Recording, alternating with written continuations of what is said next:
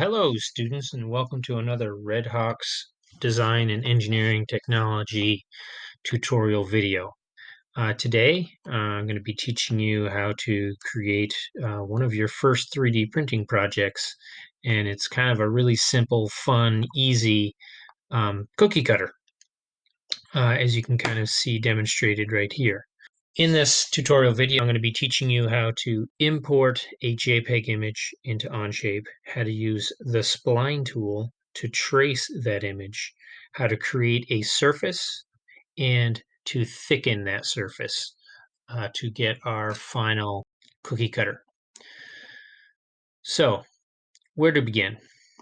If you were to type in 3D printed cookie cutter, you get hundreds of ideas. Some are very complex, some are a lot easier. They can be as easy as finding the silhouette for sort of a dachshund or a squirrel, and through the tracing process, we can create a cookie cutter in that shape. You could even do the Batman logo and create some really cool Batman-themed cookies. Of course, we can go with sort of the teddy bear or the reindeer, but we can also include some details such as the nose, eyes, and mouth that kind of press in but don't actually cut all the way through. And here you have the gingerbread man, the classic cookie cutter. And this has the eyes, the mouth, and the buttons.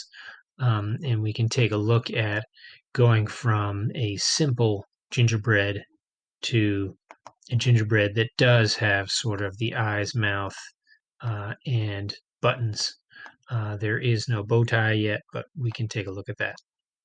So we can take a look at searching for gingerbread man silhouette. And there's several here. I've chosen this classic silhouette right here. I'll make a link to this file in the video. But ultimately, what I always do is I just right-click and open this image in a new tab. When it opens in a new tab here, it's going to be really important that we first save this image. So we're going to save this image. You can see that I've already saved it as gingerbread man, ginger 2, whatever you want to call it. And it's going to save your downloads folder. In Onshape, we need to create a new document. Here I've created a document called Cookie Cutter Demo. And the very first thing we need to do is we need to import that JPEG image, or in this case, it's actually a PNG. So we're going to go to import that image. We're going to go to the Gingerbread Man 2, and we're going to import that. Now that import does not, it tells you that it's in progress and that it's been completed, and we can clear that. But nothing's actually been created in Onshape. It's simply that image has been uploaded. So here it is.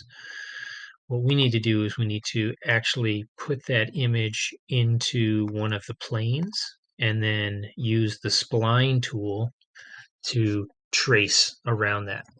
So let's begin that process now. Okay, so now that the image has been uploaded, I need to include that image into a sketch. So we're going to start with a new sketch. We're going to select the top plane as our sketch plane, and let's view normal to that sketch plane. There is an option here for inserting a DXF or inserting an image. We're going to insert that image that we had uploaded into our document. So we're going to select the gingerbread man. It's going to require us to draw an image rectangle. What I suggest is that we just draw the rectangle up here, and we will relocate this down onto the origin in a little bit. But we can make some adjustments. So we can specify, say, the height for this. So let's call it 3.5 inches. Now I'm going to make sure that the midpoint of this side is on the origin. I can now draw a construction line from the midpoint here all the way down to the origin. So to save a little bit of time, I'm going to end up tracing just one half of this gingerbread man and then mirroring that over to the other side just to save myself some time. So here's where we're actually going to do the tracing, and we're going to use the spline tool for that. So I'm going to start up here, and I'm going to start on my center line, and I'm going to draw, and I'm just going to sort of create some points along the edge, and you can see as I move my mouse, it begins to sort of bend around.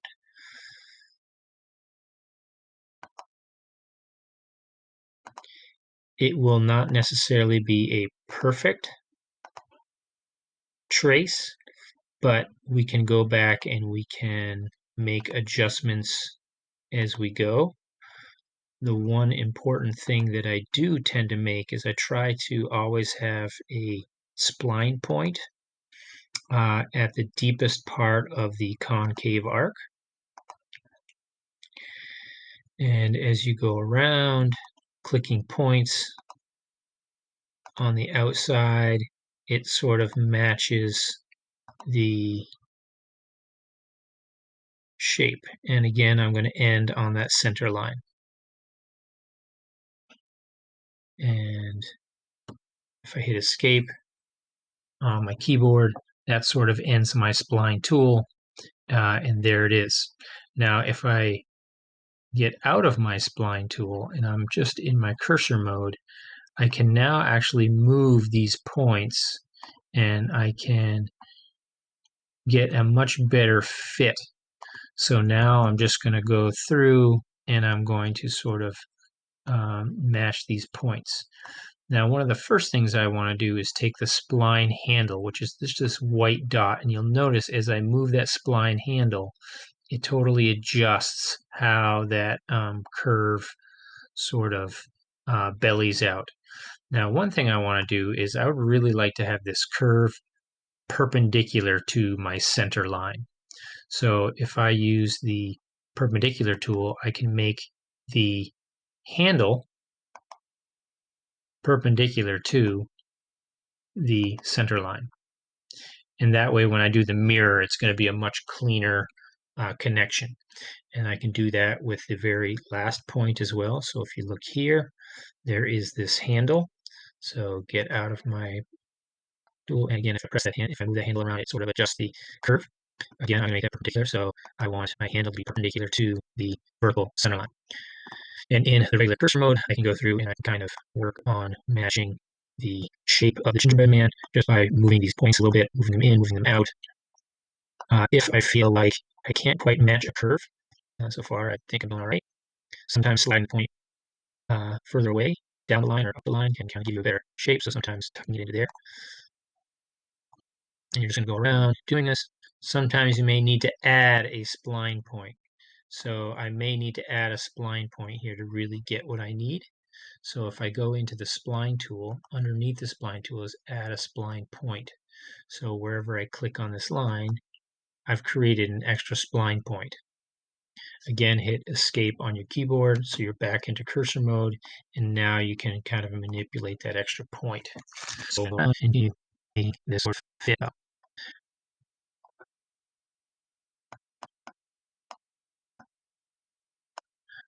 Now, one thing my experience is if you have easier to get you need, and what I've found is the fewer spline points you have, the easier it is to manipulate the spline and get it to the shape you want. Now that I've created my spline to trace my image, I can move on to actually creating a surface. So I'm going to extrude this spline. Normally, we're used to actually having a closed geometry that we extrude into a shape, but this time, when I close my sketch, I'm going to go to extrude, but instead of a solid, I'm going to choose surface. And if I select my spline, you can notice that it creates a simple sort of surface. Now, technically, this has 0 thickness. So we're going to extrude this to a thickness of a height of 0.5, and we're going to say OK. And that hides our sketch, and that's okay because we don't really need that part right now.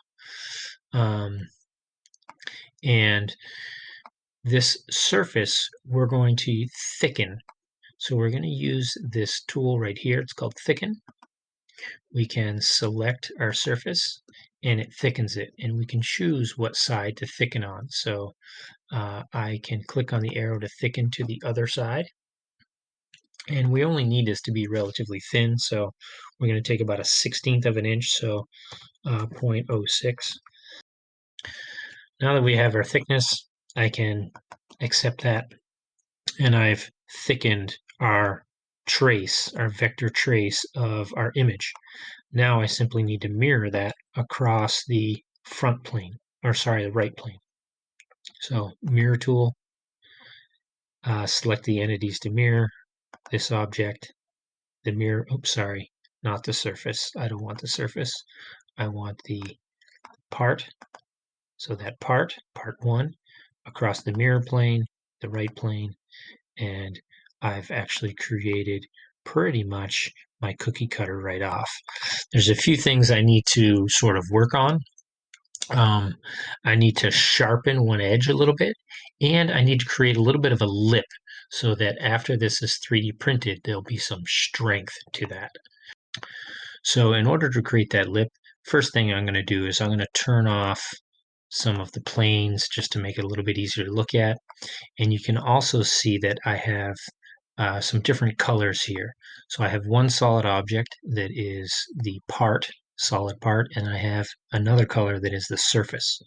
I can temporarily hide the surface. Now that we've hidden the surface, we have the basic outline of our cookie cutter part. We want to add a flange on here and then sharpen the top edge.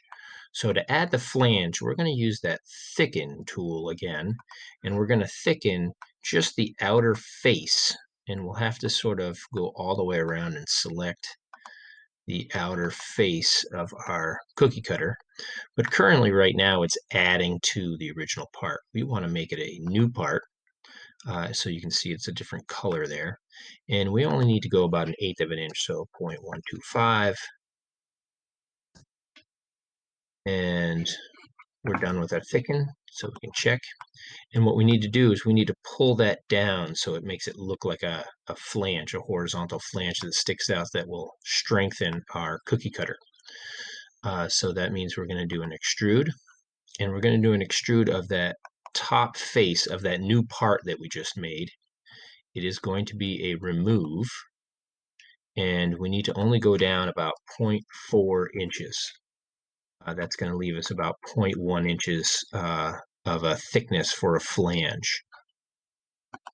And you can see that gives us a nice little flange, and that's really going to stiffen this cookie cutter up and keep it from kind of being able to kind of squeeze together and potentially break. Now that we have the flange, we're going to union these two parts together so that we can add a fillet between the cookie cutter walls and the flange. So the union tool, create a big window around everything, and it unions the two parts together. But gray is a boring color, so let's go to the part. Let's right click and let's go to edit appearance, and let's make this a nice festive red. So there we go. Let's now add the fillet. So we're going to add the fillet here. We are going to select all these edges that go around here.